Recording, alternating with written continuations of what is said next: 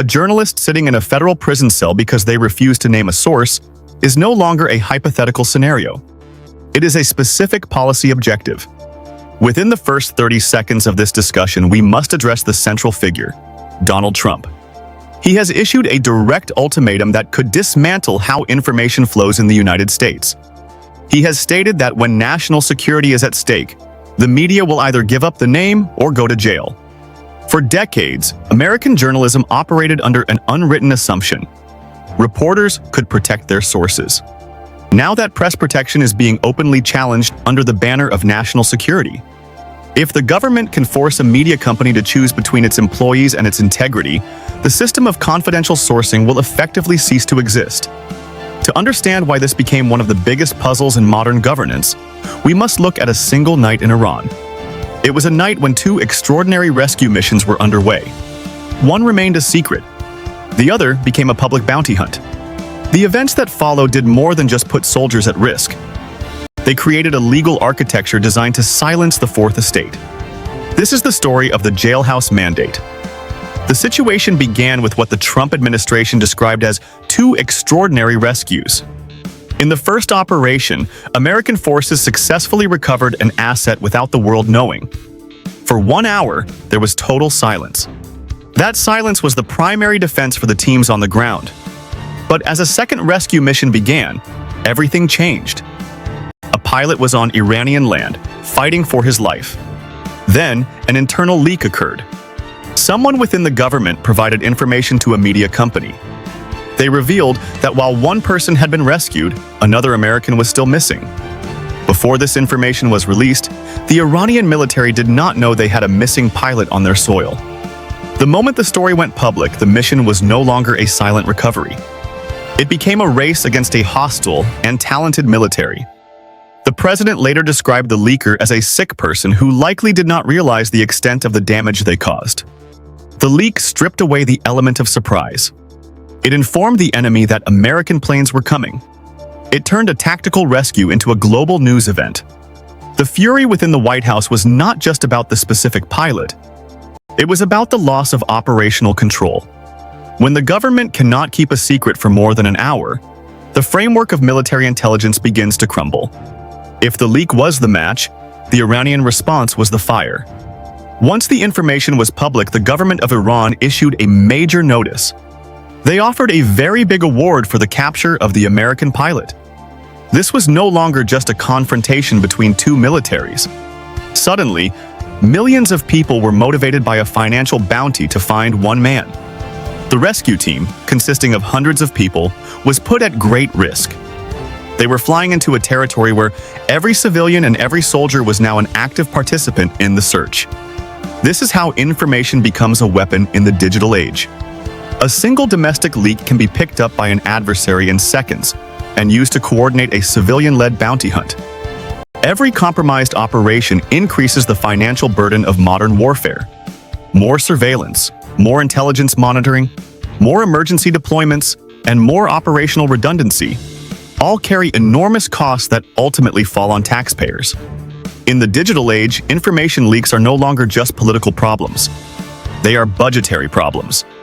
This creates a massive instability in how the United States conducts foreign policy. If every sensitive mission is subject to a real-time information breach, the cost of intervention becomes unsustainable. The tension between secrecy and journalism is a long war that has been building for years. This conflict did not begin with the Iran mission.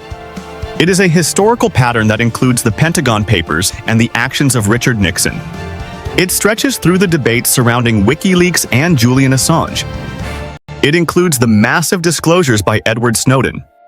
Each of these moments represented a benchmark for how protected leaks and national security journalism interact. Historically, the media served as a gatekeeper.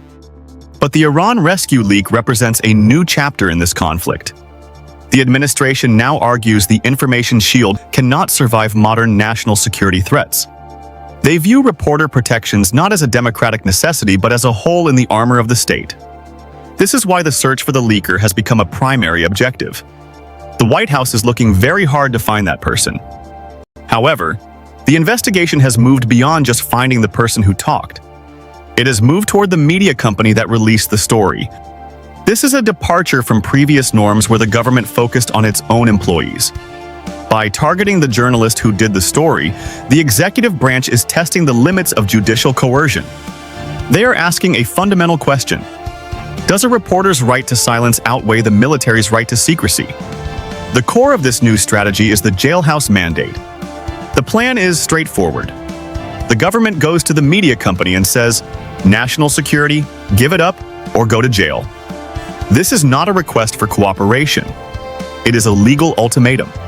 Trump has expressed a belief that the refusal to talk does not last long once a prison sentence is on the table. This logic assumes that the Fourth Estate can be broken through personal fear. By threatening the journalist directly, the administration seeks to bypass the source protection systems that usually guard reporters. If a journalist is jailed, the message to every other reporter is clear. Your sources are not safe and neither are you. The Iranian military and their bounty hunt serve as the moral justification for this move. The administration points to the great risk placed on the rescue team as proof that the media has become a danger to the state. They argue that when hundreds of people are in harm's way, the First Amendment must take a back seat. This creates a legal architecture where the definition of national security is determined solely by the executive branch. If they say a leak is dangerous, the journalist must comply or face the consequences. What happens when trust between these institutions completely collapses?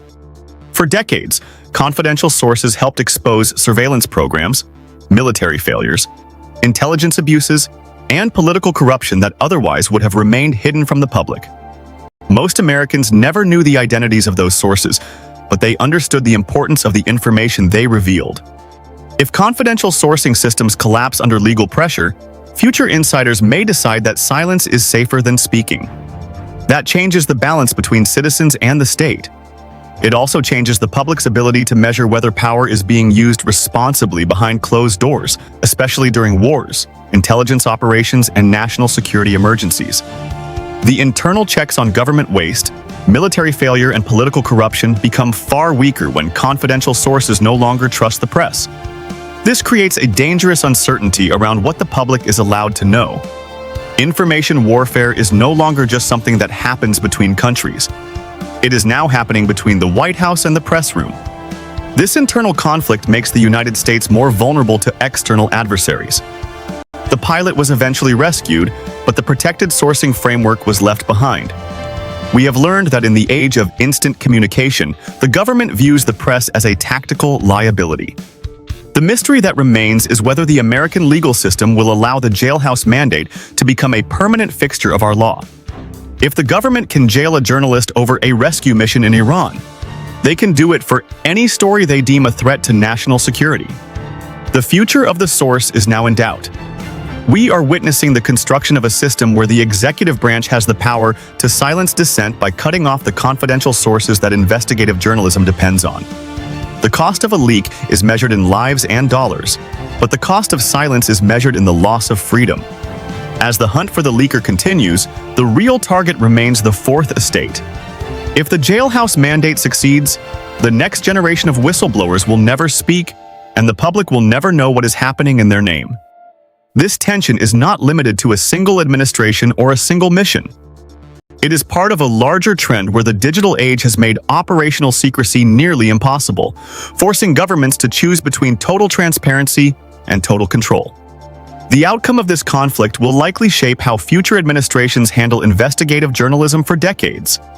If courts decide that national security concerns automatically override reporter source protections, the legal balance between secrecy and accountability could permanently shift toward executive authority. That precedent would not apply only to military leaks. It could eventually influence financial investigations, intelligence reporting, surveillance disclosures, and corruption scandals involving federal agencies. Once governments gain the power to legally pressure journalists into revealing confidential sources, that power rarely remains limited to one administration or one emergency.